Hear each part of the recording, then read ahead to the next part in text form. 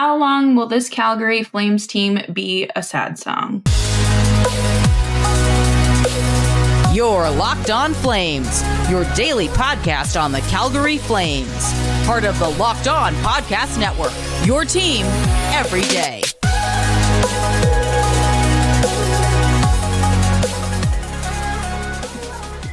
Hello, everybody, and welcome to today's episode of Locked On Flames. As always, I'm your host, Jess Belmosto, and thank you so much for joining me today.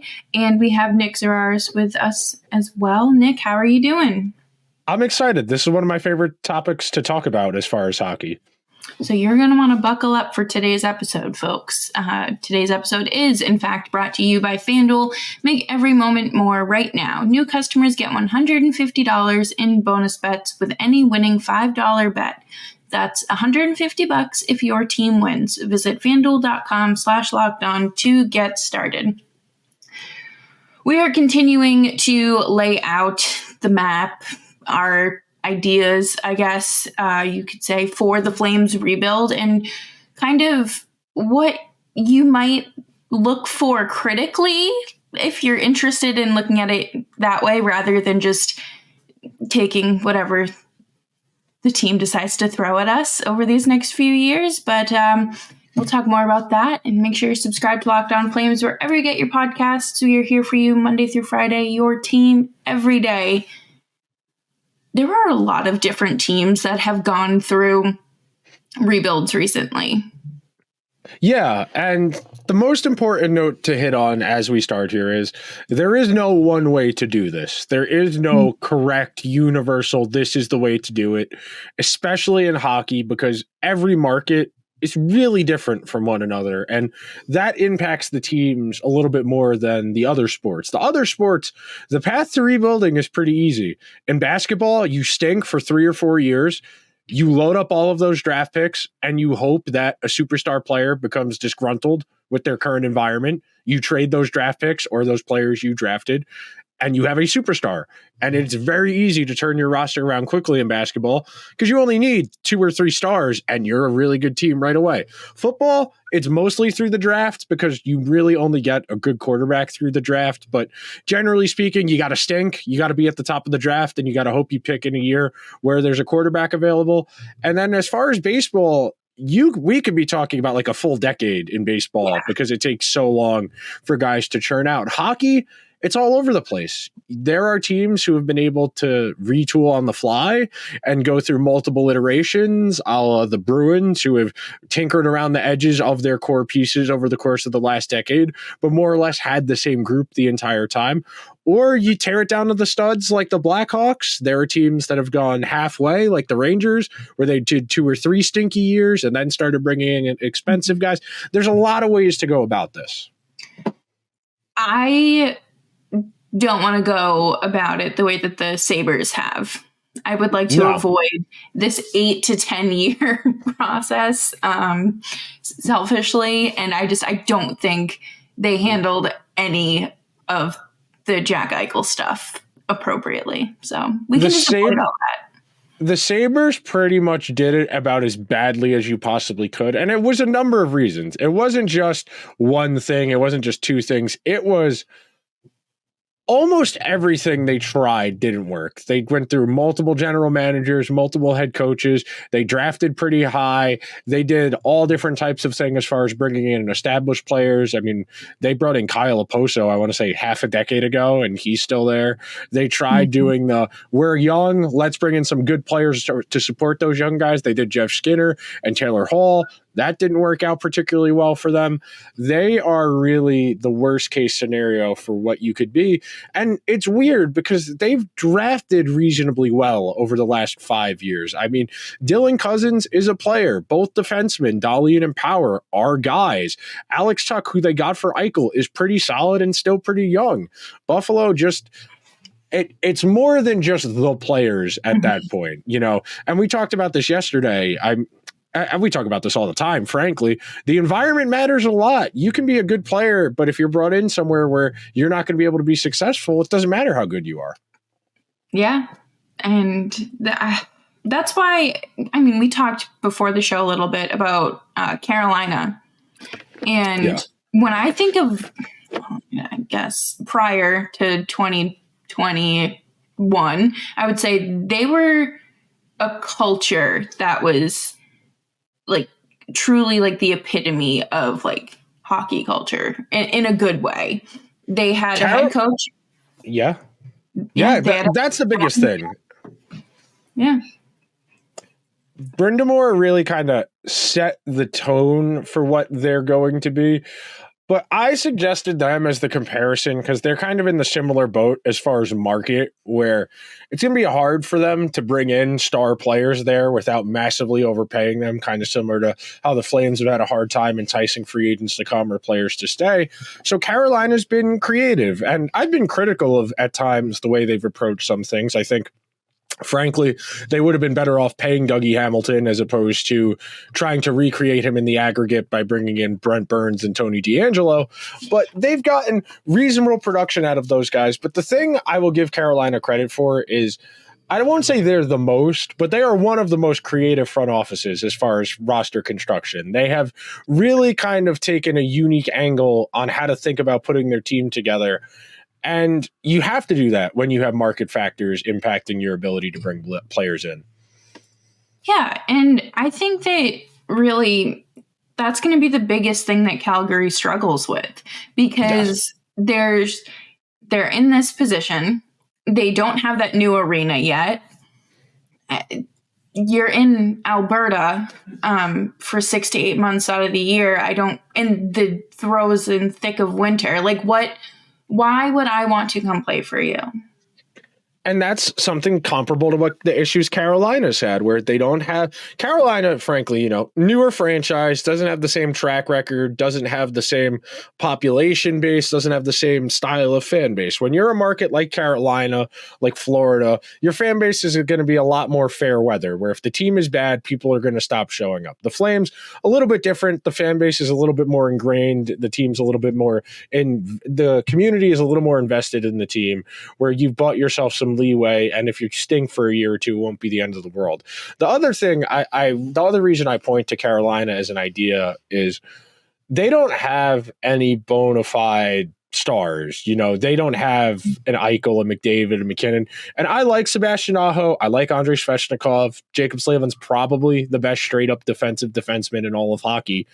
But none of those guys is in the top 20, 30, probably even 40 players in the entire league. So when you're a team like the Flames that's going to have to rely on the aggregate in getting as many solid players as you possibly can, and then every now and then, if something weird lines up, like the Hurricanes brought in Michael Bunting and Dmitry Orlov, you do stuff like that. Mm-hmm. But for the most part, the Flames are going to have to build it from the ground up the way that the Hurricanes have.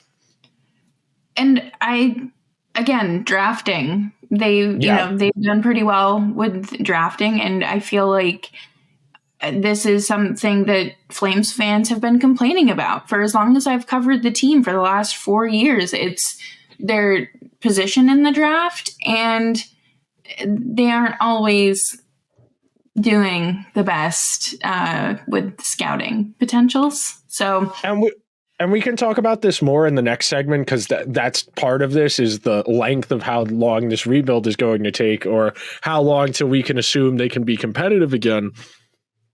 Carolina drafted the first guy of their core in 2012. Jacob Slavin was drafted in 2012. That's a long time ago. He was a 4th round pick. Then the year after that, they took Lindholm, who they eventually traded, and Pesce, who's still there. The big thing when you're a team that's going to have to build through the draft is you're going to need 3 out of 7 guys you draft to make your team, pretty much. When you are in this ramp up period where it's just about accruing as many assets as you possibly can, bringing in as many young, inexpensive players as you possibly can, you're going to have to nail your draft picks, and they're going to have to become stuff. It's not just this guy's really talented in his junior league or his European men's league. It's, we have a plan for him. He will be here by X, and when he gets here, we're going to do Y with him. Yeah, and there's so many moving parts to this, and that's another important thing to remember. And we're going to dive more into that coming up next. We are going to take a quick break here as I talk to you about Indeed. We are driven by the search for better. But when it comes to hiring, the best way to search for a candidate isn't to search at all. Don't search, match with Indeed.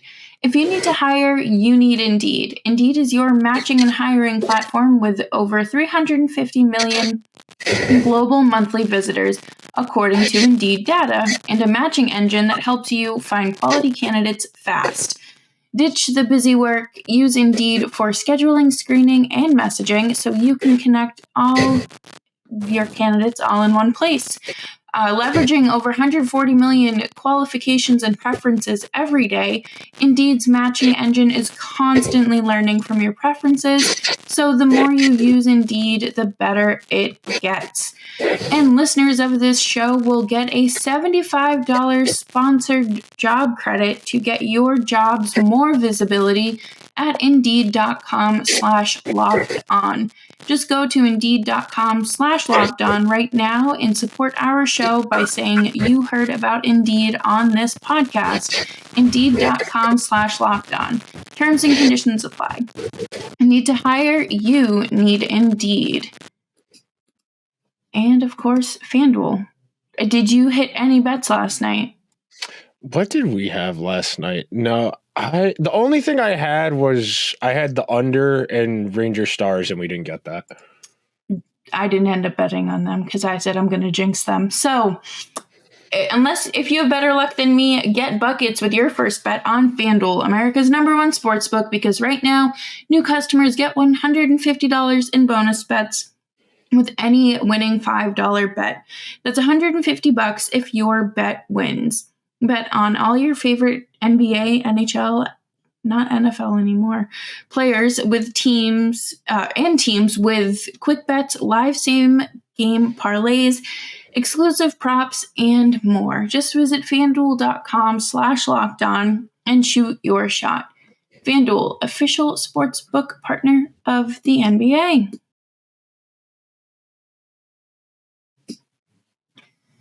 Thanks, everyone, for hanging out with us today on Locked On Flames. Make sure you're subscribed so you never miss an episode leading up to the trade deadline, because you never know when things are going to happen. And at least there's a deadline. There's no deadline to turn in a rebuild. No, and that can be the issue. I mean, you mentioned Buffalo. Columbus kind of is in that same boat now, where they're in year 5 because they won that first round series against the Lightning in 2019, and it's 2024 now, so they're in year 5. Montreal is in year 3 of theirs. Ottawa is in year 6, 7. When they traded Erik Karlsson to the Sharks, I think was the fall of 2018, something like that, or the fall of 2019. So that's 3 or 4 years removed. Same thing. They traded Mark Stone as well. And then you look out west, Arizona's been basically in a rebuild for a decade. They made the playoffs. They made the bubble playoffs and they beat the Oilers with Taylor Hall. But they haven't made the real playoffs since 2011, 2012, when they lost to the Kings in the conference final. It can be a long, winding road. You think about the Ducks. Getzlaf and Perry left quite a while ago, the last time they made the playoffs. The Sharks, same boat. The Kings went through a 3-4 year period there where they were pretty stinky. It is really difficult to turn over your roster in hockey because there just isn't a ton of movement of quality players. And when good players become available, they are looking at, the same 5-6 teams. That's the issue at hand here as far as getting a star player. They want to go to one of 5-6 teams, and everybody else is kind of they're just not, they're a non-factor in the conversation. How does this affect the Leafs? But for real though. Yeah. I guess one of the good things here is that the Flames don't have to worry about potential relocation like a team like Arizona does, which I think obviously takes a huge weight off of management's shoulders, which can just focus all their energy onto building a truly competitive team. And that's what's frustrating, because year after year after year, they come out and they say, this is a good team. This is a good roster. We didn't do it last year, but we can do it this year. That has been the same story since I've started covering this team. And okay, that's really my only frame of reference for the Flames, but it's not working. Something has to change. Yeah, and we talked about this last summer when we were talking about putting Tree Living's tenure as general manager in perspective. And they made the playoffs a handful of times in his tenure. I think it was 5, 1, 2, 3, 4. Yeah, they made the playoffs 5 times in his 11 years as general manager. Yeah, 5. They made it 1 every 2 times. And when we talk about it in the context of the non-dynastic teams, so if we take out Tampa, Pittsburgh, Chicago, and LA, we talk about the Blues, Colorado, Washington, those teams that won the cup, they're in the playoffs every single year. Same thing. You could say the same thing for the Lightning. They drafted Victor Hedman, I want to say 2009, 2008, and they didn't win a Stanley Cup till 2020. It can take a really long time to put together the type of group you need. The Blues, it took them about 10 years. Pietrangelo was a 2008 or 9 draft pick as well.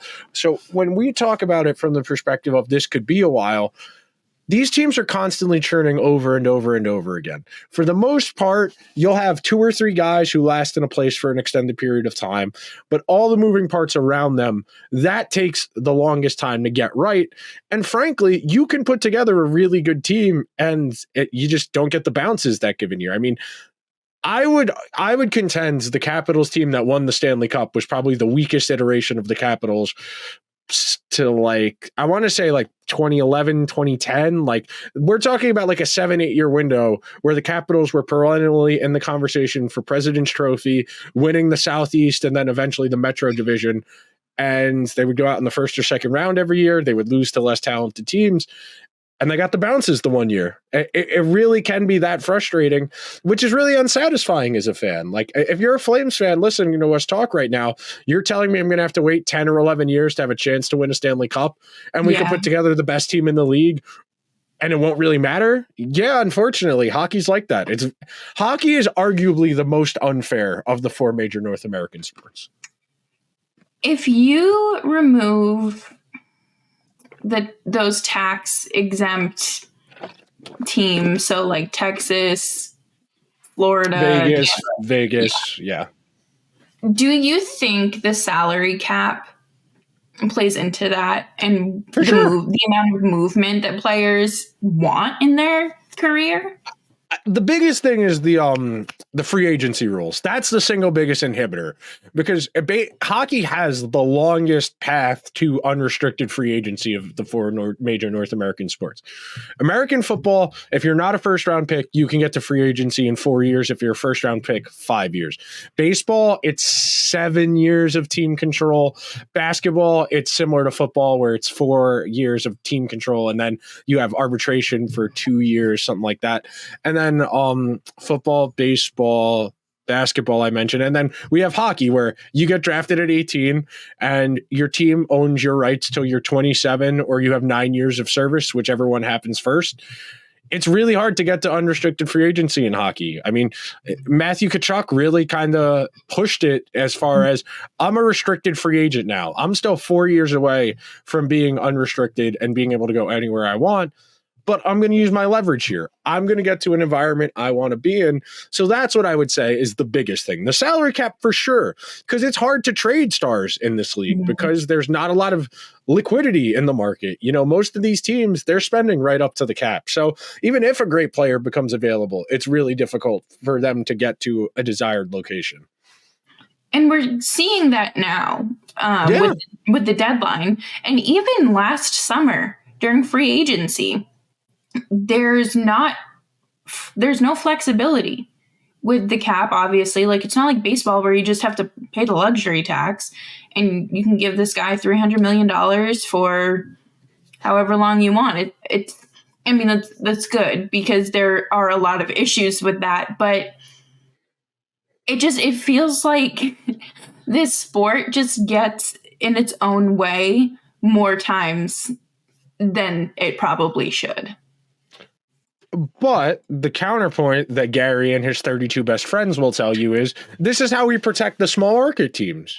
This is how we make sure every good player doesn't end up in Toronto, New York, Florida, Vegas, That's the counterpoint to that. We need to make sure players stay in Columbus, in Carolina, in Florida. That's the reason it exists in their mind. I think we need to get closer to a luxury tax-based model where teams that want to spend over can spend over, because this is not working. It is not working the way it's intended to. All it's doing is restricting player movement and condensing talent in a handful of markets anyway. Imagine what would happen if Toronto had a super team. Just think of all the good things that could happen for Toronto fans. But coming up next, we are going to wrap up the show talking more about this team and the path that they are on to a rebuild. Passion, drive, and patience is what brings home the winning trophy and keeps your ride or die alive. eBay Motors has everything you need to maintain your vehicle and level it up to peak performance, from superchargers, roof racks, exhaust kits, LED headlights, and more. Whether you're into speed, power, or style, eBay Motors has got you covered. With over 122 million parts for your number one ride or die, you'll always find exactly what you're looking for. And with eBay Guaranteed Fit, your part is guaranteed to fit every time, or your money back. Because with eBay Motors, you are burning rubber, not cash.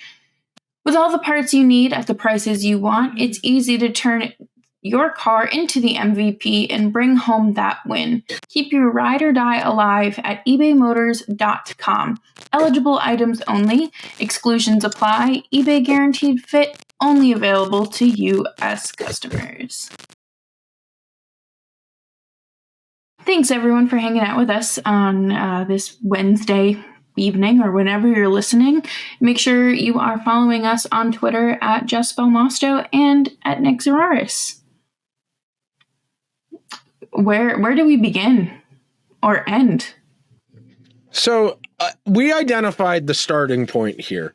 The Flames need their Sebastian Aho, their Andrei Svechnikov. They need their building block forward to orient this team around. And this is one of the limitations Carolina has. You heard me say in the open that though I like Aho and Svechnikov, when you match them up against the other teams that Carolina comes up in games against in the playoffs, it's part of why Carolina hasn't broken through yet. They've been to 2 conference finals.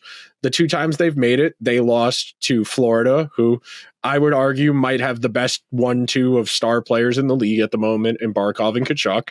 They lost to Washington the year Washington won the Stanley Cup in the conference final. That Washington team, John Carlson, Ovechkin, Backstrom, TJ Oshie was still close to a point per game at that point.